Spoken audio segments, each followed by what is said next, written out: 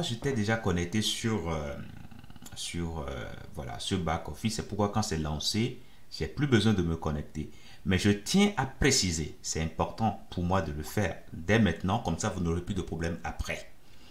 Ce back-office que vous voyez ici n'a de sens que si vous lancez déjà votre back-end. Okay? Le back-office se repose sur le back-end. Donc, si vous éteignez votre back-end ici, eh bien, ceci ne fonctionnera pas, puisque ces données-là sont récupérées du back-end. Donc, vous devrez pouvoir lancer comme ça votre back-end dans le navigateur. Ça doit fonctionner d'abord avant que vous n'alliez voir pour ceci. Okay? Donc, quand vous venez pour la première fois, forcément, vous n'avez pas un compte. Il faudra penser à créer le compte. Et pour créer un compte, c'est très facile, c'est très simple. Il suffira simplement de mettre vos informations. Et ça, je peux le faire tout de suite avec vous. Je suppose que votre nom, c'est Tata Juliette. Voilà, vous mettez votre nom et prénom, votre email. Je suppose que votre email, c'est juliette@tata.com par exemple. Un exemple bidon, mais qui a un sens. Ici, nous mettrons le mot de passe. Donc, je mets le mot de passe. Et là, je confirme également mon mot de passe. OK? Voilà. Quand les deux mots de passe sont les mêmes, là, je ne verrai plus l'erreur. Je peux cliquer sur Sign Up. Et là, qu'est-ce qui va se passer? Il y a une inscription qui est réalisée pour moi. OK? L'inscription est réalisée pour moi. Et maintenant, je peux à présent me connecter. C'est ça, hein? Donc, je peux enregistrer sur mon navigateur, si c'est un navigateur de confiance.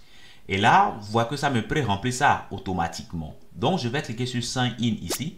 Et là, systématiquement, je suis connecté. Ce que je tiens à préciser, c'est que normalement, quand quelqu'un se connecte, il ne doit pas avoir le droit comme ça à toutes les données.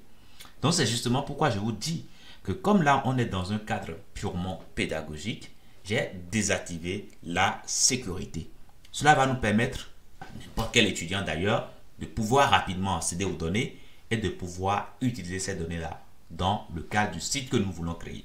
Si vous souhaitez utiliser ce back-end dans un cadre professionnel, eh bien, il faudra m'informer pour que je puisse vous fournir la version avec la sécurité activée. Ok? C'est important parce que quand on se connecte comme ça, on ne peut pas avoir accès comme ça à toutes les données sans que le droit nous soit donné préalablement par le responsable du magasin. Ok?